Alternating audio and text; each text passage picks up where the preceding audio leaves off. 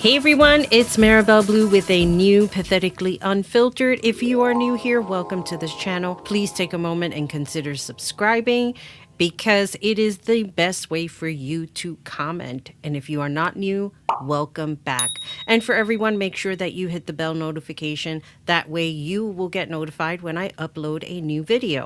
We have a lot to cover. I have a whole bunch of cards sitting in front of me because I'm going to be basically recording all day for my different channels other than this one. Perhaps a Substack. I'm not sure. If there is a Substack, please do read the description and a link will be posted there. I want to talk about Rick Wilson's latest video talking about, are we winning? Are we? There is so much bullshit going on with we're going to be winning so much that we're going to be begging to please stop winning. We are not winning anything. And I just want to say this before I go ahead and play this video. I feel like what happened to me a couple of weeks ago with YouTube, and if you want to know more, it is on my Substack. I felt like suffocated, like my voice was being suffocated because I didn't know what should I be talking about. I think that a lot of social media platforms have gotten really funny when it comes to the political side of things. And I just want to say I'm sorry if my last videos I didn't come across as myself. I didn't feel like myself, to be honest. I'm usually a little bit more sarcastic and funny. And when that incident occurred, it almost felt like a suffocation of sorts. And I don't like feeling that way. If you look at my last Substack video, you will see that I'm a little bit more free in what I'm talking about in those topics. And I'm not sure if those topics were even okay to talk about on this channel. So it's very confusing when YouTube accuses you of something that you did not do and you're still not sure of what it is that you did. And I just wanted to put that out there. So let's get started talking about Rick Wilson and this whole winning concept and dive into, are people regretful of what they voted for? Welcome back once again to the elephant in the room. It is June 12th, the year of our Lord 2026. And the elephant in the room is so much winning.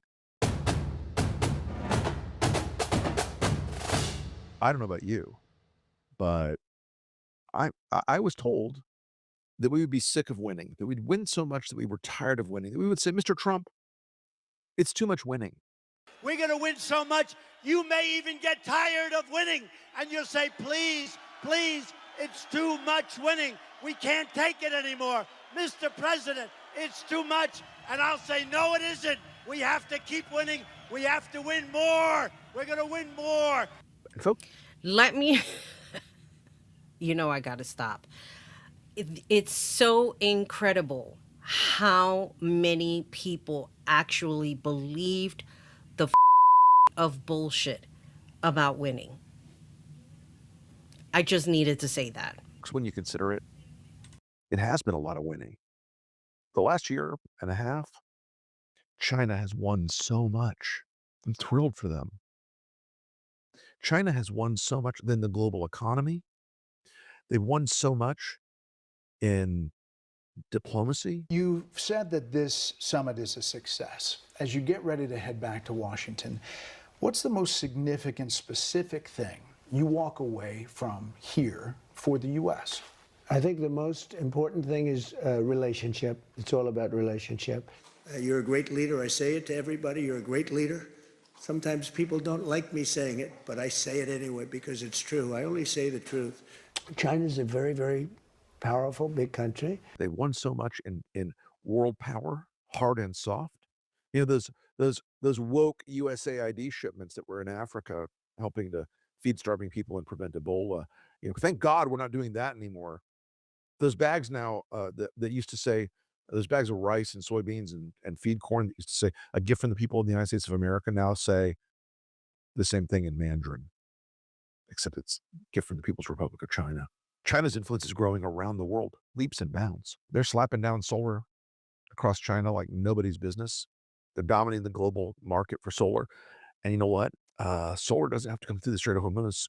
China's been able to offset some of the energy shock from the Iran war and the Strait of Hormuz being shut, in part because of its commitment, its shift to renewable energy in recent years. Like here in northwestern Gansu province, where this major solar thermal power plant rises out of the desert, you can see streams of light there beaming from these 12,000 mirrors, which move with the sun, redirects that sunlight onto that central tower there, heating molten salt to extreme temperatures. Now, they say in just 1 hour altogether, they're able to generate enough energy for a family's regular use in China for about 40 years. In fact, they say the tower generates enough energy by itself to power the equivalent of Aspen, Colorado for a year. Now, look, I know we have to have petroleum products beyond just for power, but China's had a lot of winning. It's a lot of winning. They're winning so much. They're the winningest winners who've ever won. There's another country that's been doing a lot of winning lately, even though we'd like to pretend that they're not. That's Iran. It has rarely in American history been a moment so catastrophic for our status in the world to watch American foreign and defense and military policy and the ability to project and execute on military power so thoroughly handed to an opponent of the United States. As of this week, we were on definitely, positively gonna winning McWinterson with a peace treaty with Iran. Number 39, I believe, was the iteration this week. It could be the greatest deal in history.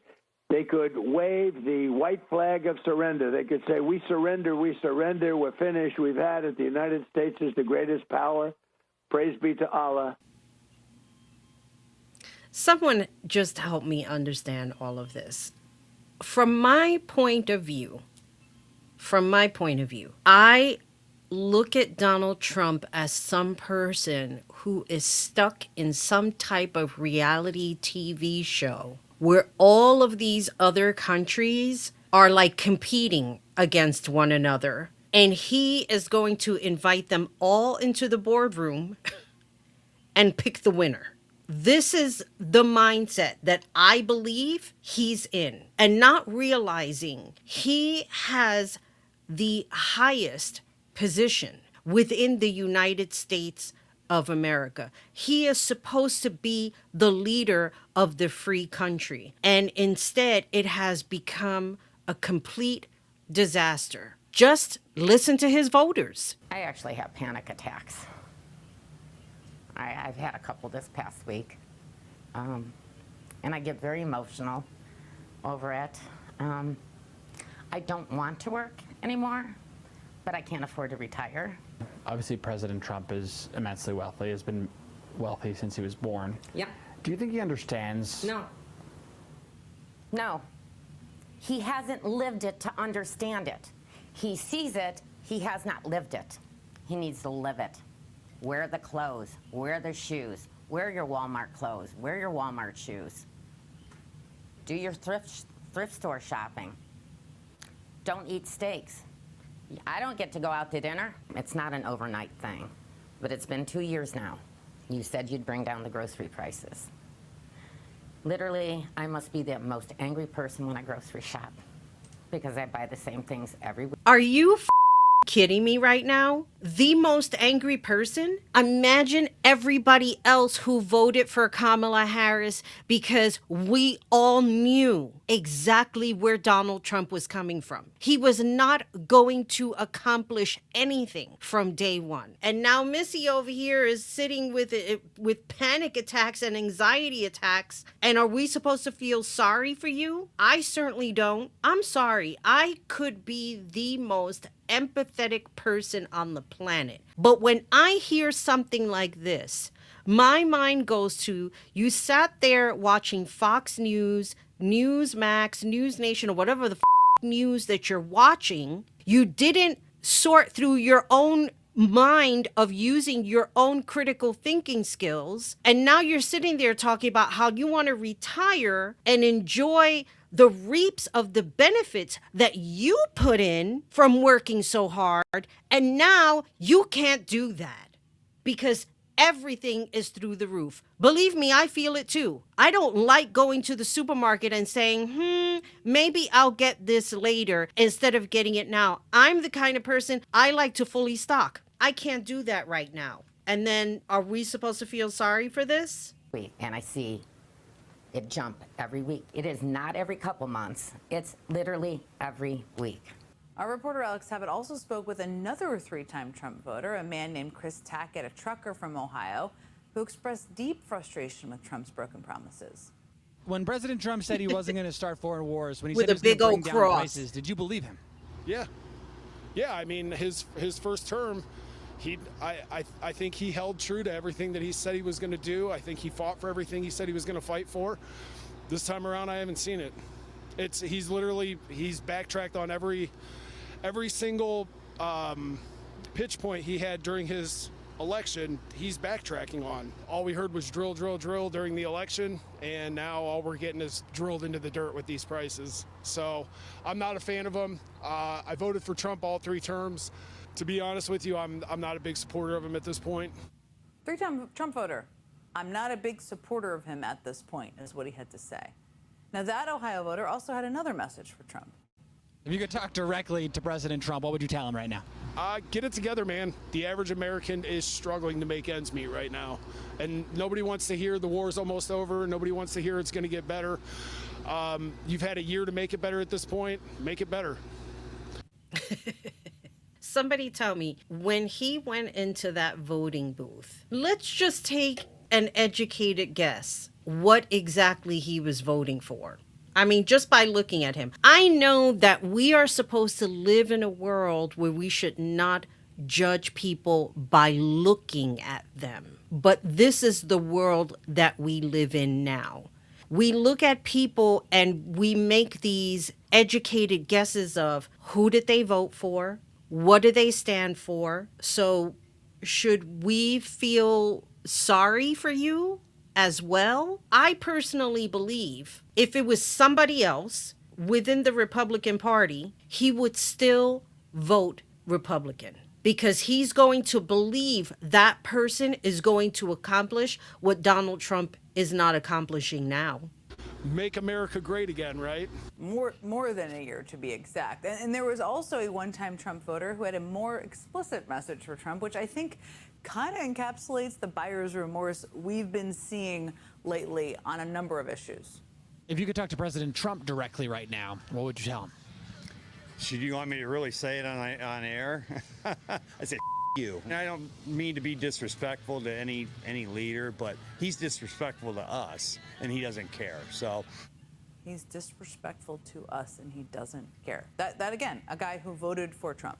I am just not surprised at all. I would like to just be in somebody's head for one day. I don't even know if I can deal with it, to be honest. Maybe just have a serious conversation. Because a lot of these conversations, I've seen people try to have them on TikTok. 99% of the time, it just becomes unsuccessful because people are so set in their ways and what they believe in. And I'm not just talking about white people. I'm talking about Latinos. I'm talking about Black people, Asian people, anybody who is for this man. They all sound the same. They say ludicrous, insane things. I can't even begin to explain. And a lot of the times I'm sitting there and I'm listening and I'm like, where is their head? Do they actually believe that a rich person cares about them and their well-being? You have Grinder Mike Johnson talking about how they want to gut Medicaid and have these loans taken out. Are you kidding me right now? So you mean to tell me this is what I'm getting. If somebody gets cancer and the health insurance doesn't cover it, they can take out a loan and put themselves in more debt so they can have the treatment to get healed. And if they don't get healed and they pass away, who's paying that loan? Is somebody else responsible for it? Do you have to have a second signer so that loan gets paid back? What kind of bullshit is this? Where is the regard for human life? And you've got this jackass talking about gutting Medicaid. Oh, it's a privilege. It's not a privilege. It is part of humanity. And people still go back and vote for the same bullshit. Do you know why? It's very simple. Being in the 12-step for all of the years that I have been practicing 12-step recovery, being sober almost 35 years. In a few days, I'm going to have 35 years. It is the comfort of sitting in your own shit. Because why do something different? Why not have a different experience? Why not trust? If these people claim that they believe in a God and that they trust God, your white Jesus, because, you know, for some people, they think that Donald Trump is God. Well, if that's the case, then Jimi Hendrix is God for me. I think that's a better example. I know what he died from. I don't care. The man had talent. So to me, Jimi Hendrix is a god. Getting back to this whole insanity, when you think about the bigger picture of these people, where is the trust and faith that you claim to have for your God? Where is that? The third step is very simple. We say we came to believe in a power greater than ourselves. And then we turn that over to the power, to that God of our understanding, whatever that may be. And you have a lot of young people right away, they want to say all of this bullshit about Muslims, about all of these alternative religions that they don't understand. Like their religion is the only one, and it's not. You are nobody to tell somebody else what they should believe in. You are nobody. You're somebody in the universe, in God's eyes, but to everybody else, when you're dictating your religion to somebody else, you are nobody. You have no right to dictate to other people what they should believe in. And this is the thing that upsets me all the time, because it is such a disrespect and disregard for other human beings. You have somebody like Mike Johnson boasting, oh, Social Security, that's a privilege. We need to take that away. People had money taken out of their paycheck to pay into that. So when they retire, they have a little bit of something. I was watching YouTube the other day. I'll probably splice it in here upon editing. Good evening. Good evening. Good evening.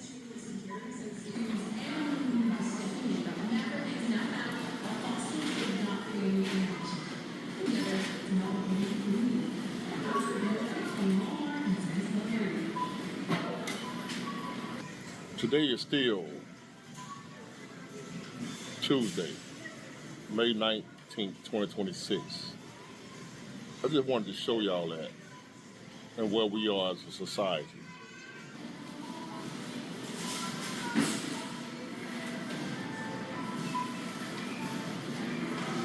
A guy, he said, look at this, at Walmart, watching a lady working at Walmart with a walker. I've never seen anything like that in my life. Never. Think about a person who has to use a walker to get around working at Walmart because she is not making enough money through Social Security and other retirement means. You know, not everybody has the type of pension that maybe a job can offer them when they retire. So not only will they be getting their Social Security, but whatever it is that they put into a pension, they can also get that money upon retirement, the money that they put in while they were working. It really depends on the job, on what you had. If you were an administrative assistant or you had like a really good paying job where you can have that retirement money in addition with your Social Security, not everybody gets that. Not everybody had a great paying job once upon a time. And then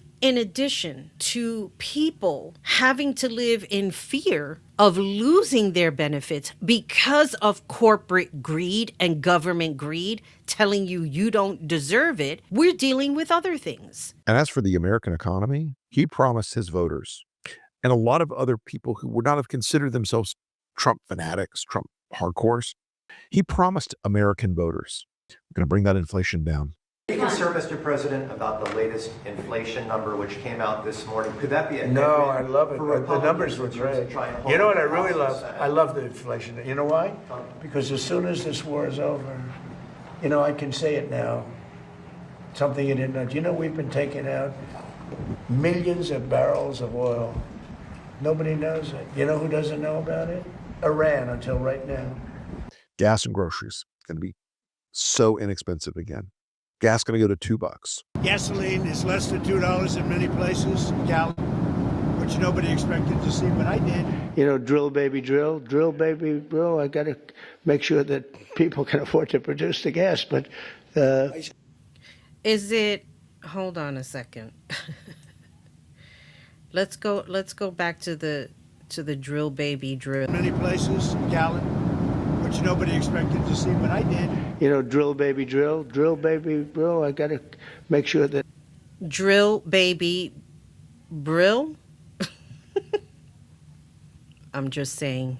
people can afford to produce the gas, but We've done so much. You know, energy is way down. Look at energy. We're going to have $2 gasoline. I did that. You'll get so tired of winning. You'll say, Mr. President, Mr. Trump, I'm tired of all the winning. Real wages are down. Middle class hiring in white collar jobs is on the edge of a razor blade called AI, and it's about to plunge into the darkness. And everyone knows it. We're just pretending. Message to American families who are scared by the rise of AI. They're worried that their kids are not going to be able to have jobs someday because AI Well, will I'll tell you, AI has been amazing because right now we have more jobs, more people working right now in the United States by far than we ever had before. And outside of the war, and I assumed the economy was going to go down, the stock market would go down 20-25%. It's actually up. The stock market is higher now than it was before I started the Iran situation. And on the Iran, I had no choice because they were going to have a nuclear weapon. We're not going to give them a nuclear weapon. The EPA is saying they're not going to regulate data centers. I've traveled the country talking to folks. I know you do the same. And I'm sure you've heard this, that there's a ton of skepticism from certain communities about these data centers. Only about 37% of Americans say they would support plans to build a data center in their community, according to a poll that we did here at Politico. What assurances are you offering these communities, and what can you offer today that are really skeptical that the energy production needed for these data centers won't harm them or their health? Well, it really depends on how the deal is structured. They're not all the same. Not all hyperscalers, not all projects, not all communities, not all climates are the same. The source of energy, the source of power, whether you're providing, net taking, whether or not you're closed loop or not, if you're recycling your water or not, offering assurances, you can't just across the board act as if every data center project is equal, like they're all following the same exact model in how they power their project in various ways, or how they cool their data center. The Food and Drug Administration and Health and Human Services run by RFK Jr., the noted serial killer, they really seem to have no fucks to give about the Ebola outbreak. This New York Times report paints a picture of a health secretary who's far more focused on food recommendations, pesticide exposures, and hunting for evidence to support for his long-held belief that vaccines are harmful. He's made just one known visit to the CDC since last August after a gunman opened fire on the headquarters and killed a police officer. Given your experience in past administrations, what would you typically expect from an HHS secretary? This is highly unusual. This is the only HHS secretary that I did not brief in the decade I was at CDC. And, during an Ebola outbreak or the hantavirus outbreak, you would expect that queer scientists would be briefing the secretary on these issues. And certainly with an interest in chronic disease, you think he'd want to hear from the chronic disease center director. Instead, he moved her out of the agency. So these are just really troubling things for somebody who wants to make America healthy again, that he's not listening to his health experts. I'm going to close out this video with this. These people and this government right now, in my own personal opinion, they are crazy. They are ill-informed. You have RFK who has a podcast. And this is the other disturbing thing. Way back in the day, there weren't these government officials hosting all of these different podcasts. I mean, it's nice to have it and be informed, but it almost feels as if, are you going to concentrate on what you have voted for, or are you going to concentrate on putting a podcast together? Which one is it going to be? Because when people vote, they vote with the trust that person is going to represent their community. This is not what's happening. RFK is spreading misinformation like wildfire about vaccines. If I want to talk to somebody about vaccines, I'm going to a doctor who studied, who went to school, who has their licenses and credentials to be able to discuss that with me. I work part-time in the healthcare field. When I have a patient calling me about medication, I cannot answer those questions. I am not a licensed medical professional. Therefore, you need to speak to your doctor about it. I'll enter a note, have the doctor give you a call. Otherwise, I can't tell you how much medication to take. Robert F. Kennedy is not qualified to run anything. He is a poor example. And these people are out busy filling their pockets, and they don't care about the American people. And that's what's scary. And this is the reason why we need to pay attention. We need to do our research and our homework and vote. And if you want to sit back and do your protest vote, do not complain when things aren't going your way. So, with all that being said, this is Maribel Blue signing off. As always, remember, be good to yourself, be good to each other, and most importantly, take care of you. Bye, everybody.